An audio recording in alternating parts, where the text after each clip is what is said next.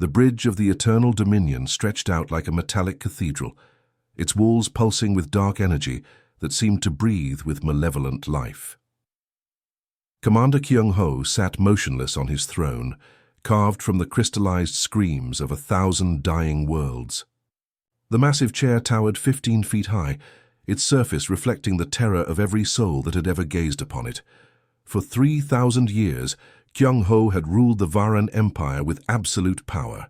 His fleet of nightmare ships had swept across 47 galaxies, each vessel capable of cracking planets like eggs. The mere mention of his name sent entire star systems into hiding. When his scouts appeared at the edge of a solar system, civilizations would broadcast their surrender before his main fleet even arrived. The old gods themselves, ancient beings who had watched universes birth and die, spoke of Kyung-ho only in whispers. They called him the inevitable end, the darkness between stars, the one who made even death seem merciful by comparison. But now, something unthinkable was happening to the galaxy's most feared conqueror. Kyung-ho's massive form shuddered. As another wave of confusion washed over him, his 6 arms, each capable of crushing starships, trembled like leaves in a storm. The biomechanical implants that enhanced his already godlike abilities sparked and flickered, struggling to maintain their connection to his deteriorating mind. General, Taemin watched from the shadows, his own 4 eyes wide with terror. In all his centuries of service, he had never seen his master show weakness.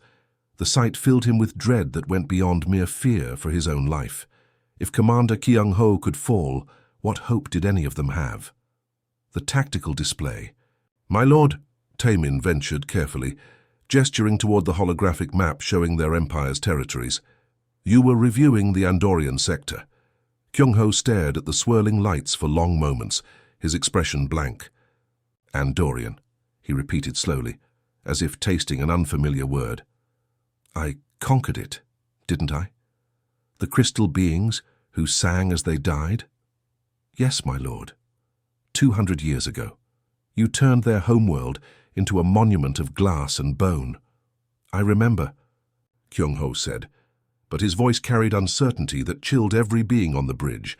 "Or do I? The memories, they slip away like smoke." The silence worms were invisible parasites that existed between dimensions, feeding on complex thought patterns and advanced consciousness. They had somehow infiltrated Kyung-ho's mind during his last battle with the Ethereal Council, burrowing deep into his psyche like cosmic termites. Each day they devoured more of his memories, his tactical genius, his very identity. Taemin had consulted every mystic, every techno-wizard, every bioengineer in their vast empire. None could offer a solution. The parasites were too deeply embedded, too alien in nature for conventional treatment. Attempting to remove them surgically would likely destroy what remained of Kyung-ho's mind. "My lord," Taemin said, his voice barely above a whisper, "there is one option we haven't explored. The intelligence reports on Sector 7G, the small, blue planet called Earth." Kyung-ho's eyes, each the size of a human head, fixed on his lieutenant. "Earth? That insignificant dust mote? What could such primitives possibly offer?" "Their minds, sir. Our xenobiologists have studied their species. Humans possess completely chaotic thought patterns. Their consciousness is so random, so unpredictable, that psychic entities cannot process their mental signatures. They're naturally immune to the kind of parasites affecting you." The commander's laugh was like thunder rolling across dead worlds. "You suggest I rely on insects? Beings so weak they haven't even mastered interstellar travel? Sometimes, my lord, the simplest solutions are the most effective. Their primitive nature might be exactly what we need." Meanwhile, on Earth, Jiwoo finished loading the last package into his delivery truck. The soul traffic had been brutal all day, and his back ached from carrying boxes up countless flights of stairs. At 28, he was already wondering if he'd chosen the wrong career path. His mother kept asking when he'd find a real job, and his ex-girlfriend had left him for someone with better prospects. He pulled into his apartment complex parking lot just as the sun was setting, painting the sky in shades of orange and pink. Such a normal evening, so beautifully ordinary. He grabbed his phone to check for any last-minute delivery requests, when reality suddenly fractured around him. The air itself seemed to tear open like fabric, revealing a swirling vortex of stars and cosmic energy. Jiwoo barely had time to scream before invisible forces yanked him through the portal, his phone clattering to the asphalt as the tear in space sealed itself. He materialized in a chamber that defied human comprehension. The walls curved impossibly, covered in symbols that hurt to look at directly. Alien machinery hummed with power that made his teeth ache, and the air itself felt thick with menace. Creatures with too many limbs and eyes that glowed like dying suns turned to stare at him with expressions of barely contained disgust. At the center of it all sat a being of such terrible magnificence that Jiwoo's mind struggled to process what he was seeing. Commander Kyung-ho loomed like a living mountain, his 6 arms ending in claws that could rend steel like paper. His face was a masterwork of predatory evolution, beautiful and terrifying in equal measure. When Kyung-ho spoke, his voice resonated through Jiwoo's bones, like the rumble of colliding planets. "You are humanity's representative, insect. You will save me, or I will turn your pathetic world into cosmic dust." Jiwoo's legs nearly gave out beneath him, but somehow he remained standing, staring up at the most dangerous being in the known. Universe? Jiwoo woke up on what felt like a metal slab, his body aching from the interdimensional journey. The room around him pulsed with a sickly green light that made his skin crawl. As his eyes adjusted, he realized he wasn't alone. Dozens of alien beings moved through the corridors outside his quarters, each one more terrifying than the last.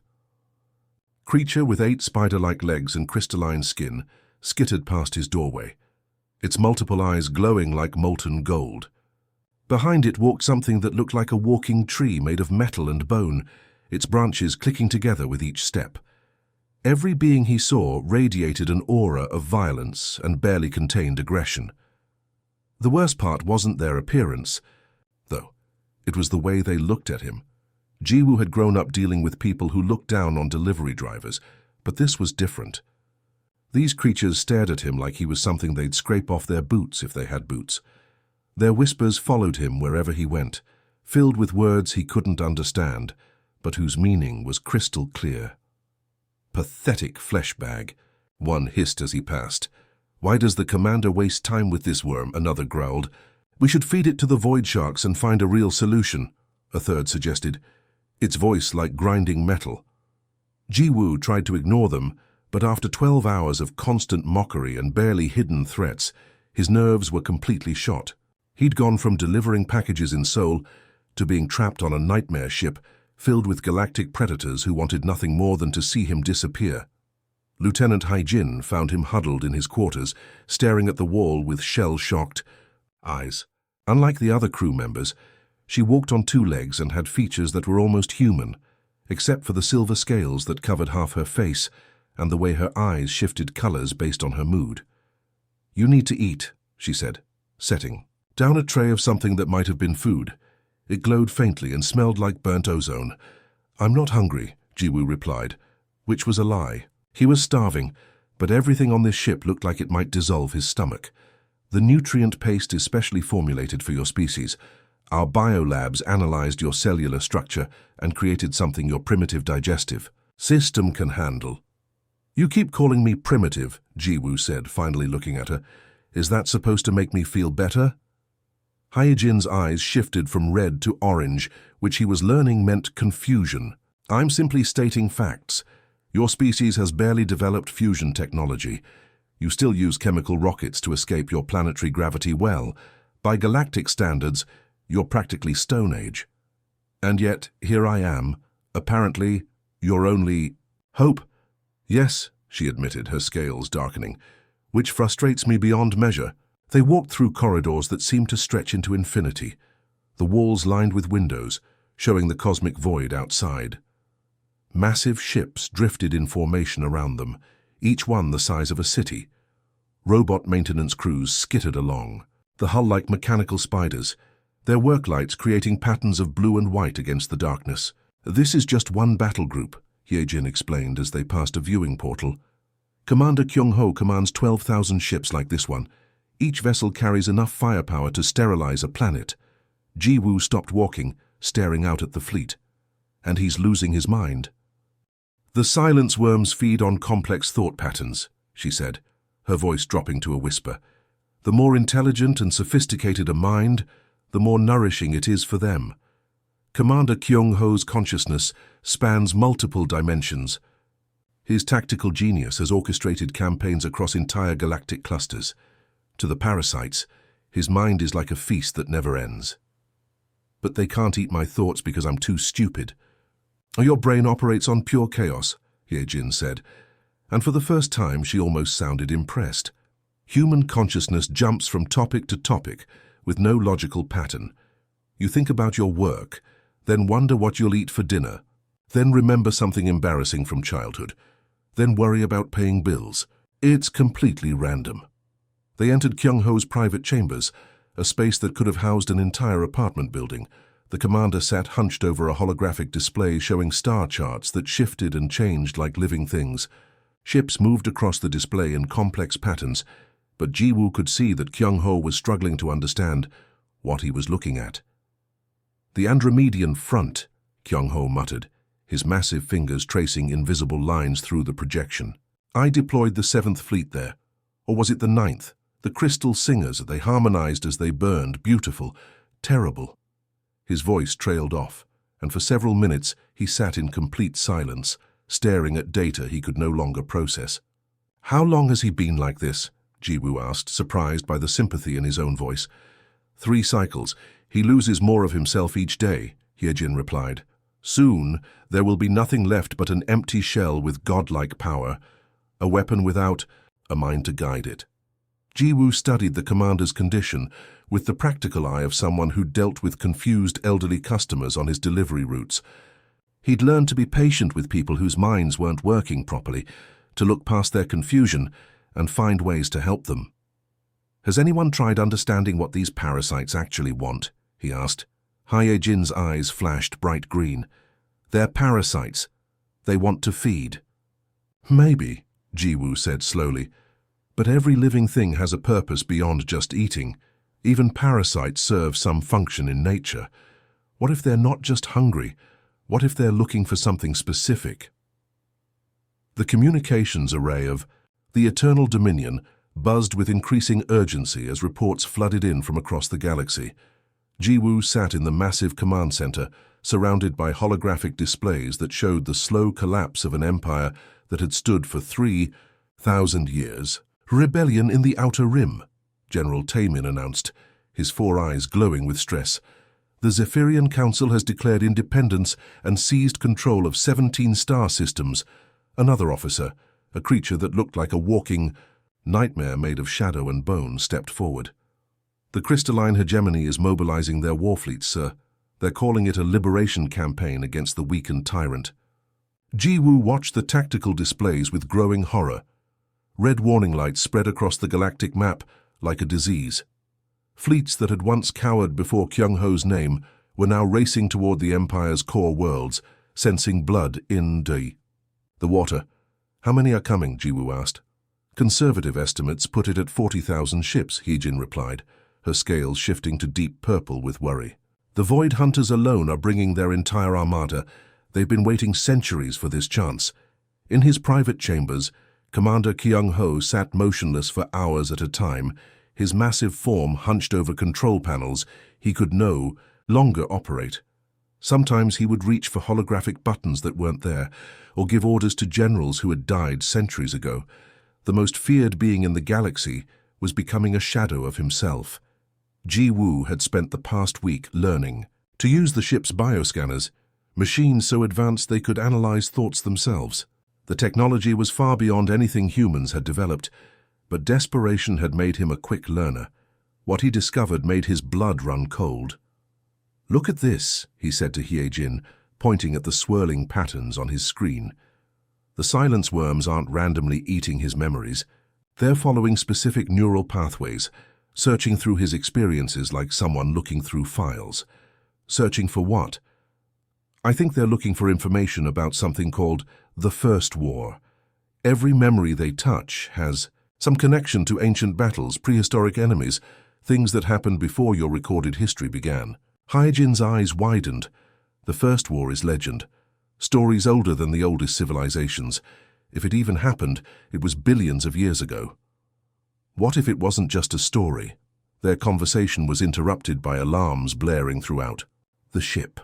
Emergency lights bathed everything in pulsing red as crew members rushed to battle stations. Through the massive viewports, Jiwoo could see explosions blooming like deadly flowers against the starfield. "Enemy scouts," Taemin reported. "The advance forces have found us. Full invasion fleet will arrive within hours." In the chaos, no one noticed that Commander Kyung-ho had begun to convulse. His massive body shook like a mountain in an earthquake as another wave of memory cascade hit him. But this time was different. This time, the silence worms had dug deeper than ever before, reaching memories so old they predated his transformation into a galactic conqueror. Ji-woo rushed to the commander's side as Kyung-ho's eyes rolled back, showing only white. The air around them shimmered with psychic energy as centuries of suppressed memories exploded to the surface. Suddenly, Ji-woo wasn't looking at the feared Voidrender anymore. Instead, he saw a much younger version of Kyung-ho, barely more than a child by his species standards. This younger being stood on a world of crystal spires and singing winds, not as a destroyer, but as a defender. The memory played out like a movie projected directly into Ji-woo's mind. Ancient horrors were pouring through tears in reality itself.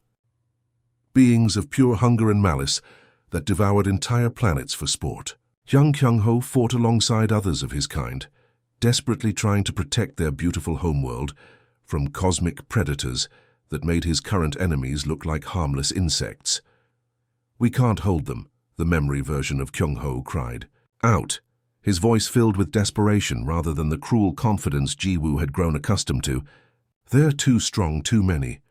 "Then we must become stronger," replied another defender, a being of pure light whose voice carried the weight of dying stars. Whatever the cost, the memory shifted, and Ji-woo watched in horror as Kyung-ho made a choice that would define the next 3 millennia. To save his world, he willingly merged with cosmic forces that transformed him into something barely recognizable as his original self. The gentle defender became a weapon of mass destruction, trading his compassion for the power needed to face unimaginable threats. "You weren't always a tyrant," Ji-woo whispered, as the memory faded and Kyung-ho's eyes focused again. For a moment, the commander's expression was completely different. Gone was the cruel arrogance, replaced by something that looked almost like relief. "Power corrupts, little one," he said, his voice softer than Ji-woo had ever heard it. "But weakness lets monsters devour everything you love." "Then maybe," Ji-woo said carefully, remembering his grandmother's advice about finding middle ground in difficult situations. "You need to find a balance." For the first time in millennia, Commander Kyung-ho smiled without malice. It was a sad smile, filled with regret and hope in equal measure. "Balance," he repeated, as if tasting a word he'd forgotten existed. "Yes, perhaps it's time to remember who I was before I became what I am." Outside the ship, enemy fleets continued to gather like vultures around a dying giant, but for the first time since the crisis began, Ji-woo felt a spark of hope. The war, Room of the Eternal Dominion, had become a scene of barely controlled panic. Holographic displays showed enemy fleets closing in from all directions, their combined firepower enough to turn entire solar systems into cosmic dust. The Void Hunters led the charge with their nightmare ships that looked like mechanical spiders, stretching across kilometers of space. Behind them came the Crystal Armada, their vessels gleaming like deadly jewels that could slice through reality itself. "Estimated time until they reach firing range?" Heejin asked, her scales now completely black with stress. 47 minutes, reported the tactical officer, a being with tentacles instead of arms who manipulated dozens of controls simultaneously. "They're not even trying to hide their approach. They want us to know we're trapped." Ji-woo stood at the center of the chaos, watching as beings who had conquered galaxies struggled with the reality of their own doom. Through the massive viewport, he could see the enemy ships growing larger by the minute, their weapon arrays already beginning to glow with charging energy. Commander Kyung-ho sat slumped in his command throne, his 6 arms hanging limply at his sides. Every few minutes he would mutter something about battles that happened centuries ago, or try to give orders to generals who were already dead. The most powerful mind in the galaxy was collapsing in on itself like a dying star. There has to be something we can do, Jiwoo said, his voice cutting through the panicked chatter of alien languages. Like what? General Taemin snarled, his four eyes blazing with fury and desperation. Our weapons are powered down because the commander can't remember the activation codes. Our shield generators are running on backup power because he forgot how to access the main reactor. We're sitting ducks waiting to be slaughtered. Jiwoo looked at the bioscanner readings he'd been studying for days. The silence worms were like a cancer eating away at Kyung-ho's consciousness, but they followed predictable patterns. They avoided chaotic thoughts, recoiling from anything that didn't follow logical sequences. Link our minds, he said suddenly, the words coming out before he'd fully thought them through. The entire room fell silent. Even the background hum of machinery seemed to quiet as every alien eye turned to stare at the small human. What did you just say? Yijin whispered. My chaotic human thoughts should disrupt the parasites long enough to purge them, Jiwoo continued, his confidence growing as the plan formed in his mind. It's like using white noise to block out radio interference. General Taemin's laugh was like the sound of breaking glass. Impossible. The commander's mind spans multiple dimensions. His consciousness operates on levels your primitive brain can't even comprehend. The psychic feedback would turn your thoughts into soup. Maybe, Jiwoo shrugged, surprised by his own calmness. But right now, he's dying anyway. At least this way we're trying something. The ship shuddered as enemy scout vessels began their attack runs, probing the fortress's weakened defenses. Through the viewport, Jiwoo could see bright streaks of plasma fire lighting up the darkness like deadly fireworks. Commander Kyung-ho lifted his massive head, and for a moment his eyes were completely clear. You would risk your sanity for someone you barely know, he asked, his voice carrying genuine curiosity rather than the cruel mockery Jiwoo had grown accustomed to. Back home I helped people every day, Jiwoo replied, thinking of all the times he'd gone out of his way for his customers. Delivered medicine to sick kids whose parents couldn't leave work. Brought groceries to elderly folks who couldn't make it to the store. Fixed flat tires for strangers on the highway. You're just another person who needs help. Kyung-ho stared at him for a long moment, something like wonder flickering in his cosmic eyes. In 3,000 years, no one has ever offered to help me. They've obeyed, feared, worshipped, or tried to destroy me, but help? Never. The biotechnicians worked frantically to set up the psychic link, machines that looked like a cross between medical equipment and torture devices. Cables thick as Jiwoo's arm connected to neural interfaces that would allow two completely different types of consciousness to merge. This is madness, Taemin muttered, but he helped with the preparations anyway. If this kills you both, we're all dead anyway. Jiwoo lay down on the linking platform, neural connectors cold against his skin. Beside him, Kyung-ho's massive form was connected to an array of equipment that hummed with barely contained power. Ready? Hyejin asked, her hand hovering over the activation controls. No, Jiwoo admitted, but let's do it anyway. The moment the link activated, Jiwoo's consciousness exploded outward like a supernova. Suddenly he was experiencing memories that spanned eons. Battles fought across dimensions he couldn't name, the crushing weight of decisions that affected trillions of lives. Kyung-ho's mind was like an ocean of liquid starlight, vast and terrible and beautiful beyond description. But it was also infected. The silence worms writhed through his memories like cosmic maggots, devouring everything they touched. Jiwoo could feel them trying to latch onto his own thoughts, but his chaotic human consciousness was like trying to grab smoke with their claws. Meanwhile, Kyung-ho experienced human emotions for the first time in millennia. Hope without certainty, courage despite overwhelming fear, the ability to find joy in simple moments like a good meal or a friend's laugh. The sheer randomness of human thought patterns created a psychic storm that sent the parasites fleeing, in confusion. Together, their combined will became a weapon more powerful than any fleet. The silence worms, faced with pure chaotic humanity mixed with cosmic fury, simply burned away like morning mist before the sun. Outside the ship, enemy commanders watched in amazement as the Eternal Dominion's weapon systems suddenly came online, its shields blazing to full power as the mind behind them awakened from its poisoned sleep. When the psychic link finally severed, both Ji-woo and Kyung-ho collapsed onto their respective platforms, steam rising from the overloaded neural connectors. The biotechnicians rushed forward with scanners and medical equipment, their multiple eyes wide with amazement at readings they'd never seen before. Ji-woo felt different. The cosmic perspective he'd gained from touching Kyung-ho's vast consciousness remained with him like an echo.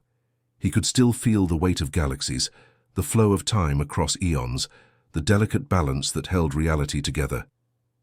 But more than that, he felt a confidence he'd never possessed before, as if he'd seen the universe from the outside and understood his place in it. Kyung-ho rose from his platform like a mountain coming to life, but something fundamental had changed. His massive form still radiated power that could crack planets, but now there was something else there too. When he looked at his gathered officers, Ji-woo could see compassion flickering in those cosmic eyes, an understanding of what it meant to be small and afraid and hoping for something better. "Sir," General Taemin said carefully, "the enemy fleets are within weapons range. They're demanding our unconditional surrender." Instead of the expected roar of fury, Kyung-ho simply nodded. "Open a communication channel to all attacking forces." The main view screen lit up with dozens of faces, each representing a different species that had suffered under the Voidrender's rule. Admiral Sung-min of the Crystal Hegemony floated in a tank of liquid nitrogen, his crystalline features sharp with hatred. Warlord Dayun of the Void Hunters crouched in her command chair like a predator ready to strike, her mechanical implants gleaming with weapon charge indicators. "I know why you've come," Kyung-ho said, his voice carrying across space to 40,000 enemy ships. "You expect to find the tyrant who burned your worlds and enslaved your peoples. That being still exists, but he remembers now what he chose to forget long ago." Pretty words from a monster, Admiral Sungmin's voice crackled through the speakers. "Do you think we'll fall for another of your tricks?" "I offer no tricks," Kyung-ho replied. "I offer something I have never given before. A choice. Stand down your weapons and I will tell you about the real enemy that's coming for all of us." The communication channels erupted in alien languages as the various fleet commanders argued among themselves. Some called for immediate attack, others demanded explanations, but Ji-woo noticed that none of them actually fired. Even after millennia of hatred, they were curious about this impossible change in their greatest enemy. "The Silence Worms were scouts," Kyung-ho continued, and Ji-woo stepped forward to stand beside him. "They came from something older and hungrier than anything you can imagine. The first war that ended before your civilizations began is about to start again, and this time, the Devourers won't stop until every thinking mind in the universe has been consumed." Over the following months, what became known as the Great Reconciliation transformed the galaxy. Kyung-ho's vast empire didn't disappear, but it fundamentally changed its nature. Instead of demanding tribute and obedience, it began offering protection and cooperation. Former slave worlds became allied systems, their populations working alongside their former oppressors to build something unprecedented. Ji-woo found himself in the strangest job interview of his life, sitting across from beings who had once commanded Star Destroyers and now wanted to learn about human concepts like compromise and empathy. His delivery driver experience, it turned out, was perfect training for helping different groups work together efficiently. "The key is communication," he explained to a council of former warlords who were trying to coordinate relief efforts for war-torn systems. "Back home, I had to deal with customers who spoke different languages, lived in different neighborhoods, had completely different needs. You can't just assume everyone wants the same thing. The transformation wasn't easy. Centuries of hatred and fear couldn't be erased overnight. There were attempted assassinations, sabotage missions, and several small wars as various factions tested the new order. But each time violence erupted, Kyung-ho responded not with overwhelming force, but with patient negotiation backed by Ji-woo's surprisingly effective diplomacy. "How do you do it?" Hyojin asked one day as they watched former enemies working together to construct a massive space station that would serve as a neutral meeting ground. You make it look so simple. It's not simple, Jiwoo admitted, thinking of all the late nights spent mediating disputes between species that had been trying to kill each other for generations. But it's not complicated either. Most conflicts happen because people are scared or hungry or feel like nobody listens to them. Address those problems and suddenly the big political issues become a lot easier to solve. The warning came on a quiet Tuesday morning, if such things existed in space. Jiwoo was reviewing supply requests from the outer colonies when every alarm on the ship began blaring at once. Emergency lights bathed the corridors in pulsing red as crew members rushed to battle stations with an urgency he hadn't seen since the final days of the parasitic infection. "Commander," Heejin reported, her scales shifting through every color in the spectrum with stress. Long-range sensors are detecting massive spatial distortions at the galaxy's edge. Something is tearing holes in reality itself. The main display showed readings that made Jiwoo's blood run cold. Ships were pouring through dimensional rifts, but these weren't vessels in any sense he understood. They looked like living nightmares crafted from crystallized hunger, each one the size of a moon, and radiating malevolence that registered on psychic sensors from thousands of light-years away. "The silence worms," Kyung-ho said quietly. "They were just scouts." Jiwoo felt that familiar spark of adrenaline he'd experienced during his delivery days when traffic was impossible, but he still had packages to deliver. He grinned, surprising himself with his calmness in the face of cosmic horror. "Well then," he said, looking up at his massive alien friend, "I guess we'd better get ready to show them what humans and reformed cosmic tyrants can do together." Kyung-ho placed one of his enormous hands on Jiwoo's shoulder with surprising gentleness. "Indeed, my friend, let them come." As news of the approaching threat spread across the galaxy, something miraculous happened. Species that had warred for millennia put aside their differences to stand together. The alliance that had begun with a desperate psychic link between a delivery driver and a cosmic tyrant became the foundation for the greatest cooperation the universe had ever seen. Sometimes the greatest power comes not from conquest, but from connection. The end.